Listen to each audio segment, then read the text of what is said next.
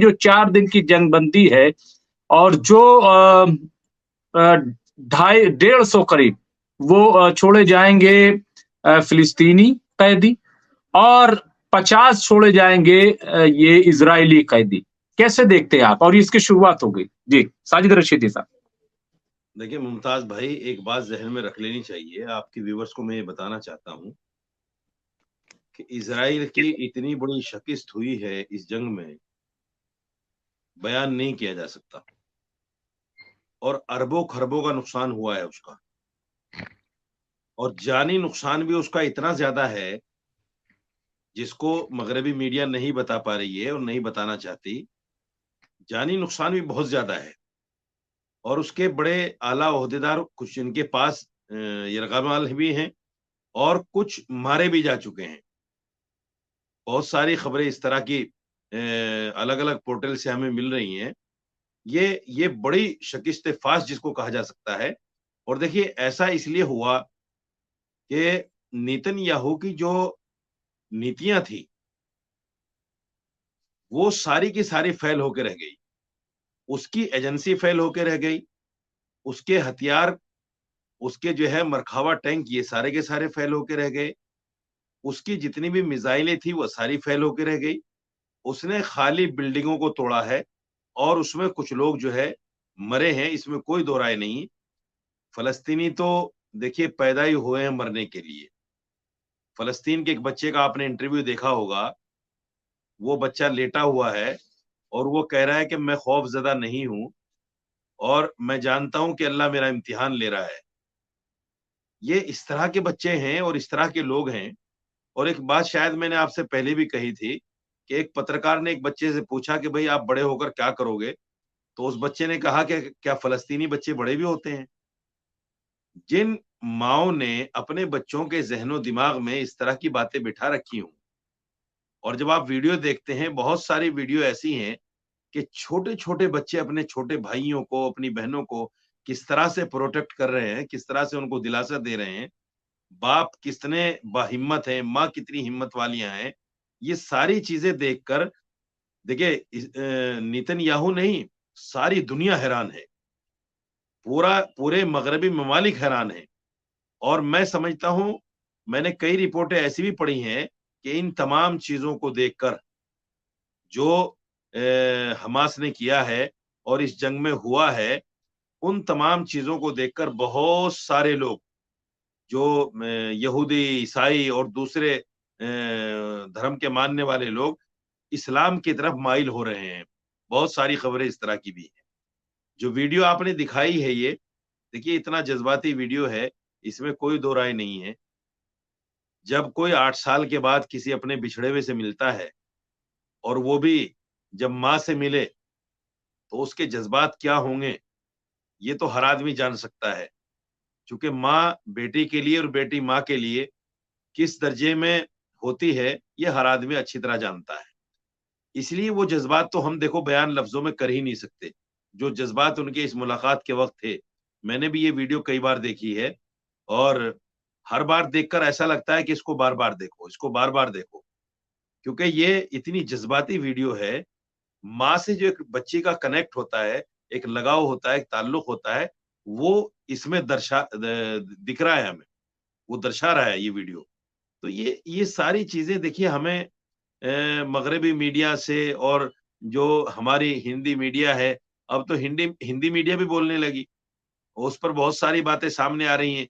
मैं एक रिपोर्ट देख रहा था एक चैनल की, उसने बाकायदा दावे के साथ ये कहा है कि इन 4-5 दिनों के अंदर ही शायद इजराइल का वजीर आजम भी चेंज हो जाए।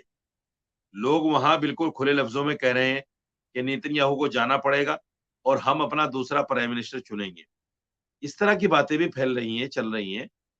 और कुछ पोर्टल से ये भी खबरें आ रही हैं कि अब फौज ने भी मना कर दिया आगे जंग लड़ने के लिए। इस तरह की खबरें भी हैं। हालांकि ये बातें वसूख के साथ नहीं कही जा सकती, लेकिन इस तरह की खबरें चल रही हैं। तो इन सारी चीजों को देखते हुए मुझे लग रहा है कि आगे अब जंग नहीं होगी शायद, क्योंकि अमेरिका भी इस बात को समझ चुका है, और जितने भी इसके मदद करने वाले मुल्क थे इजराइल के, وہ تمام کے تمام سمجھ چکے ہیں کہ اس جنگ کو ہم لمبا نہیں چلا سکتے. اگر یہ جنگ لمبی چلے گی تو اس میں یہ سمجھیے کہ صرف اسرائیل ختم نہیں ہوگا, امریکہ بھی ختم ہو جائے گا, چونکہ امریکہ یوکرین کے محاذ پر بھی کام کر رہا ہے, اور یہ محاذ اس سے بھی بڑا محاذ ہو گیا تھا, یوکرین سے بھی بڑا ہو گیا تھا, کیونکہ اسرائیل کے ساتھ جو امریکہ کی کرو یا مرو کی بات ہے, امریکہ اس کو جھکنے نہیں دینا چاہتا تھا, لیکن حالات اس طرح کے پیدا ہو گئے کہ امریکہ کو بھی ہاتھ کھینچنا پڑا اور اسرائیل نے گھٹنے ٹیک دیے. اور میں سمجھتا ہوں کہ دیکھیے حماس کی شرطوں پر یہ جنگ بندی ہوئی ہے, یہ نیتن یاہو کی شرطوں پر نہیں ہوئی ہے, یہ حماس کی شرطوں پر جنگ بندی ہوئی ہے. یہ بہت بڑی کامیابی ہے حماس کی. اور جو لوگ اسرائیل کو گھٹنے اٹھا کر بدائی دے رہے تھے اور کہہ رہے تھے کہ اب دیکھیے حماس ختم ہو جائے گا, فلسطین ختم ہو جائے گا, ان لوگوں کو شرم آنی چاہیے اور ان لوگوں کو کم سے کم اپنے گریبان میں جھانکنا چاہیے کہ پہلے سے پہلے اس طرح کی باتیں کرنا جو عقل سے پرے ہے, ان تمام چیزوں کو دیکھ کر سوچ کر بولنا چاہیے. چونکہ یہ جنگ ان جیالوں نے لڑی ہے, ان نوجوانوں نے لڑی ہے جنہوں نے سر پر کفن باندھا ہوا تھا. اور آپ نے ایک بات بہت اچھی کہی ہے کہ ان کے جو کور کمانڈر تھے حماس کے, ان میں سے واقعی کوئی کور کمانڈر کے مرنے کی کوئی تصدیق, کوئی خبر اس طرح کی نہیں آئی ہے. حالانکہ کچھ جانی نقصان ہے لیکن وہ نہ کے برابر ہے, اور مالی نقصان تو ان کا کچھ بھی نہیں ہے.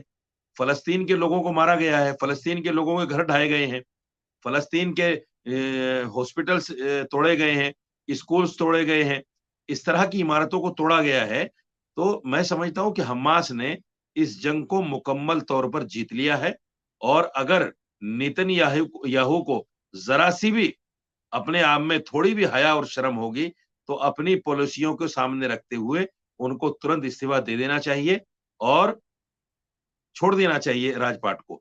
میں نے یہ بھی ایک پورٹل پر سنا ہے کہ شاید نیتن یاہو کو اسرائیل بھی چھوڑنا پڑے گا, اس طرح کی خبریں بھی, حالانکہ وہ پھر میں کہتا ہوں کہ نہیں تصدیق ان بالکل کی بالکل نہیں, میں تو باتوں سے نیوز نہیں ہے. آپ کو بتا رہا ہوں, میں وہ جی نیوز آپ کو پڑھ کے سنا دیتا ہوں کہ اسرائیلی حکومت کے ٹی وی چینل, اسرائیلی جی حکومت کے, اور ایران چونکہ ہے اس کو صہیونی کہتا ہے, تو صہیونی حکومت کے ٹی وی چینل, یہ میں شہر نیوز پڑھ رہا ہوں, یہ اور جی عالم اسلام اس کا ٹیگ ہے, میں وہ پڑھ رہا ہوں.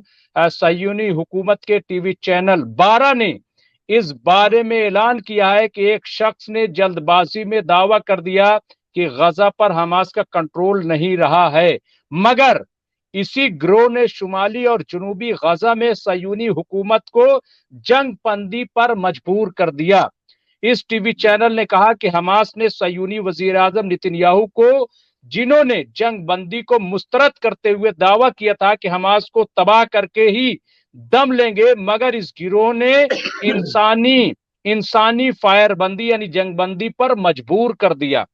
صہیونی بے شک حکومت کے ٹی وی چینل 12 نے کہا ہے کہ اسرائیلی قیدیوں کے ساتھ ساتھ فلسطینی قیدیوں کو رہا کرنا پڑا, جس کا مطلب یہ ہوتا ہے کہ فلسطینی قیدیوں کے ساتھ حماس کا رابطہ برقرار رہا ہے اور جنگ کے باوجود یہ رابطہ منقطع نہیں ہوا ہے. اس کے علاوہ اس بالکل بالکل صہیونی ذریعے کے مطابق غزہ پر تباہ کن حملوں کے باوجود حماس مستحکم شکل میں باقی ہے اور غزہ پر اب بھی اسی گروہ کا کنٹرول ہے, اور یہی گروہ وہاں کا نظم و نسق سنبھالے ہوئے ہے, یعنی وہاں جو ہے بالکل لا اینڈ آرڈر کو مینٹین کیے ہوئے ہے, یہی بالکل حماس بالکل جو ہے. اور بات چیت نہیں میں نہیں بھی بالکل دیکھیے بالکل ساجد رشیدی صاحب, اس کے علاوہ آپ دیکھیے کہ اس بار جو فلسطین کے صدر ہیں محمود عباس, وہ جو قطر میں بات چیت ہوئی وہاں پہ وہ نظر نہیں آئے دور دور تک. کون بات چیت میں نیگوشیٹ کر رہا تھا, کون تبادلہ خیال کر رہا تھا؟ حماس کے جو کمانڈر ہیں, حماس کے جو بالکل بالکل سربراہ ہیں, وہ جو ہے اس کو بات چیت کر رہے تھے. یعنی اسرائیل تھا, امریکہ تھا اور حماس تھا, محمود عباس نہیں تھے. تو کیا مطلب ہے اس کا؟ بھائی کس سے آپ بات کر رہے تھے؟ اور جو بار بار دہشت گرد, آتنکوادیوں, یہ تمام جو باتیں کی جا رہی تھیں, سوال یہ ہے کہ یہ بات چیت کس سے ہوئی؟ تو میں یہ کہہ رہا ہوں کہ یہ جو کہا جا رہا ہے کہ نیتن یاہو کو گھٹنے ٹیکنے پڑے, क्योंकि वो तो बहुत बड़ी बड़ी बातें कर रहे थे, और 2 दिन में कंट्रोल हो जाएगा, 5 दिन में हो जाएगा।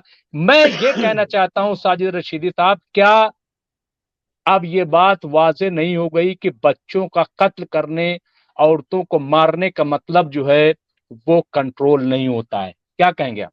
जी। बिल्कुल, देखिए, एक बहुत बड़ी बात मैं आपसे कहूं कि उन बच्चों का कत्ल और उन माओं की चीखें नेतन्याहू को यही ले डूबी। सच्चाई ये है, वो जो माएं चीखी है ना अपने बच्चों पर, और बाप का जो सब्र अल्लाह ने देखा है, ये सब्र और ये चीख जो है नेतन्याहू की हुकूमत के जवाल का सबब बन गई, और यही इस फिरौन को घुटने टेकने पर मजबूर कर गई।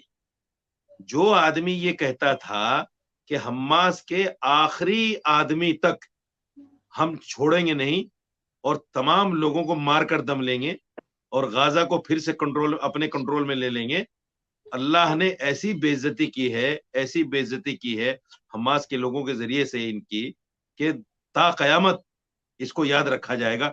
एक हिस्ट्री बन गई है, ये एक हिस्ट्री बन गई है। आप सोचिए, जब हम वीडियो देखते हैं और पूरा मैदान बच्चों की लाशों से पटा हुआ है, तो मैं समझता हूं दुनिया में कोई इंसान कांपे बगैर, रोए बगैर, लर्जे बगैर और ये कहे बगैर कि ऐ अल्लाह इन बच्चों की शहादत को जाय मत करना, कोई मुसलमान, कोई इंसान नहीं रहा होगा। ये सच्चाई है। और न जाने कितने लोग रोए हैं उनको देखकर, कितने लोगों ने आंसू बहाए हैं, कितने लोगों ने दर पर्दा उनके लिए दुआएं की हैं, कितने लोगों ने उनके लिए उनकी आहो-बका को सुनकर अल्लाह के सामने फरियाद की है, रातों में उठकर, तन्हाइयों में बैठकर।